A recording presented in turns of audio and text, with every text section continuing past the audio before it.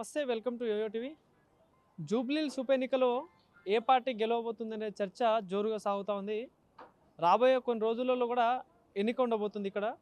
So మరి ఈ నేపథ్యంలోనే ఇక్కడ బీజేపీ పరిస్థితి ఎట్లా ఉందనే పరిస్థితి తెలుసుకుందాం. మనతో పాటు మాట్లాడడానికి ఎస్సీ మోర్చా రాష్ట్ర అధ్యక్షులు క్రాంతి కిరణ్ గారు మనతో పాటు ఉన్నారు. అన్న నమస్తే. సో ఎట్లా సాగుతా అంటే జూబ్లీహిల్స్లో బీజేపీ పార్టీ గెలవబోతుందా, ఎట్లా ఉంది ప్రజల్లో ఆదరణ, ఏం చెప్తుంది? నా పేరు క్రాంతి కిరణ్, భారతీయ జనతా పార్టీ ఎస్సీ మోర్చా తెలంగాణ రాష్ట్ర అధ్యక్షుడిని. భారతీయ జనతా పార్టీ ఒక నినాదంతో ఈ ఎన్నికలకి రావడం జరిగింది. ఏమిటా నినాదం అంటే అభివృద్ధి. దళిత సామాజిక వర్గము వెనుకబడి ఉన్నది.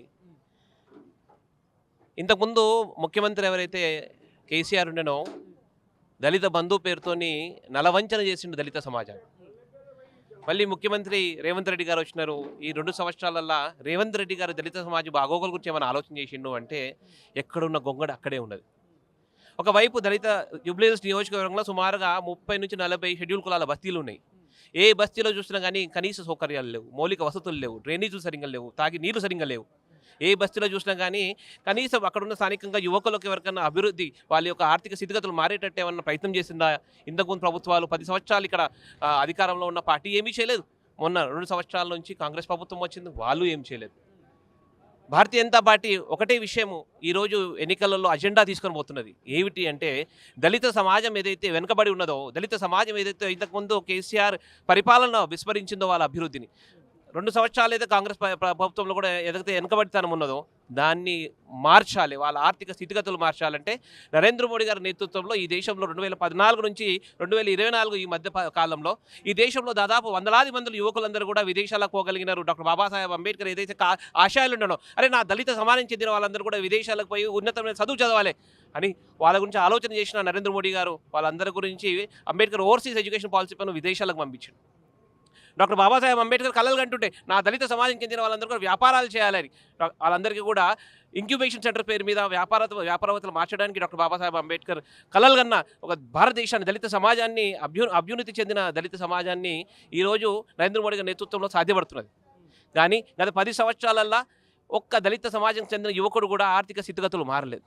కేవలం దళిత బంధు పేరు మీద వాళ్ళ వెంట తిరిగిన దళాలకు మాత్రమే అవి ఇవ్వడం జరిగింది, కానీ ఎవరికి కూడా ఎటువంటి మార్పు జరగలేదు. పోనీ 2 సంవత్సరాలల్లో ఈయన దళిత డిక్లరేషన్ పేరుతోని దళిత సమాజం ఒక ఆర్థిక సామాజిక స్థితిగతులు అన్నీ మారుస్తా అని ప్రగల్భాలు పలికి అధికారంలోకి వచ్చిన తర్వాత కానీ ఈ రోజు వరకు కూడా ఒక్క వ్యక్తికి, దళిత సమాజం చెందిన వ్యక్తి దళిత బంధు పేరుతో ఏదో పేరు మార్చి ఇస్తా అన్నాడు, కానీ ఒక్క రూపాయి కూడా ఒక్కొక్క కేటాయింపు జరగలేదు.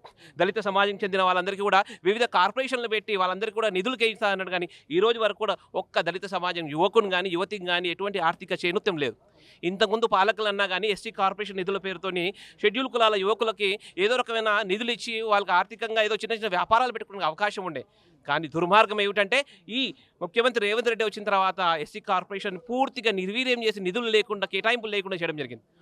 పోతే తెలంగాణలో ఏ రకంగా అయితే షెడ్యూల్ కులాలకు సంబంధించిన యువకులు ఎవరైతే గ్రాడ్యుయేషన్ పూల్ చేసిన, ఇంతకుముందు పాలకులు ఏదైతే ఒక స్కీమ్ తీసుకొచ్చారు, ఏమిటా స్కీము?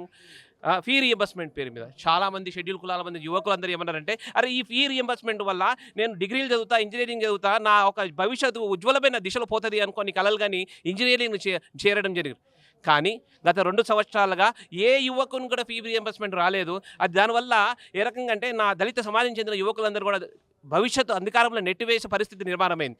ఏ రకంగా అని చెప్తా అంటే ఎవరైతే డిగ్రీలు ఇంజనీరింగ్ జాయిన్ అయినరో వాళ్ళు ఈరోజు డిగ్రీలు ఇంజనీరింగ్ పూర్తయినాయి, విదేశాలకు పోదామంటే వాళ్ళ సర్టిఫికెట్లు అన్నీ కూడా మేనేజ్మెంట్ పెట్టుకుంది. వాళ్ళకి ఏదైనా ఉద్యోగాలు చేరాలంటే ఆ సర్టిఫికెట్లు అన్నీ కూడా మేనేజ్మెంట్ పెట్టుకుంది. ఈ రకంగా దళిత సమాజాన్ని నలవంచన చేస్తున్న పార్టీ ఏదైతే ఉన్నదంటే కాంగ్రెస్ పార్టీ. పోతే తెలంగాణలో ఈ షెడ్యూల్ కులాలకు సంబంధించిన వాళ్ళ మీద ఏమైనా నేరం జరిగితే ఏదైతే షెడ్యూల్ క్యాస్ట్ అట్రాసిటీ యాక్ట్ కింద ఒక యాక్ట్ ఉన్నది. కేంద్ర ప్రభుత్వం నుంచి 90% నిధులు వస్తాయి, 10% రాష్ట్ర ప్రభుత్వం కేటాయింపులు చేయాలి.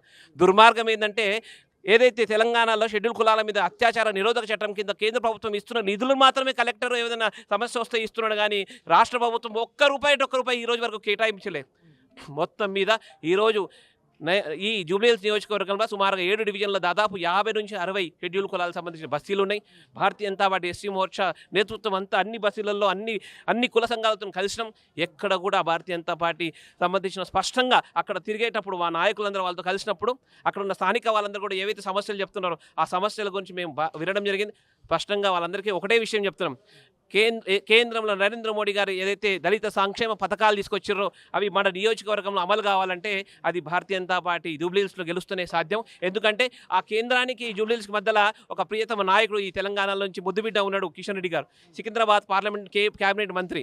ఎవరైనా ఆయన ఉన్నందుకు ఈరోజు జూబ్లీహిల్స్లో వాస్తవికమైన అభివృద్ధి జరగాలంటే అది కిషన్ రెడ్డి గారి మాధ్యమంగా కేంద్ర ప్రభుత్వం నుంచి వచ్చే నిధుల వల్లనే సాధ్యమని ఈ విషయాన్ని చెప్తూ మీరందరూ కూడా భారతీయ జనతా పార్టీకి ఓటేస్తేనే నిజంగా మన మౌలిక ఏదైతే సమస్యలు ఉన్నాయో ఆ సమస్యలన్నీ కూడా తొలగిపోతాయి. ఎవరైతే అభివృద్ధిపరమైన యువకులు ఏదైతే ఉజ్వలమైన భవిష్యత్తు గురించి ఆలోచన చేస్తున్నారో దానికి కూడా ఒక చక్కటి మార్గం వస్తుంది అంటే అది మీ వేసే ఓటు కమలం పువ్వు వల్లనే సాధ్యపడుతుంది అని విశ్వాసంతో మేమందరం కూడా ఈరోజు దళిత సమాజం చెందిన అందరం కూడా పనిచేస్తున్నాం.